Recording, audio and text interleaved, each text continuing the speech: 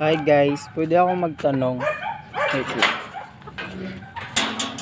Ito kasi yun guys. Ito yung mga itlog. Tapos, sa kanya to guys. Sa kanya. Pero, ito yung nag-ano. Siya yung naglulumlum sa mga itlog. Pwede lang ba yun guys? Kagamo. Very. Hello. Siya yung naglulumlum guys. Pero sa kanya yan oh. Sa kanya yan. Sinabihan ko na yung amo ko pero hindi din niya alam kung bakit.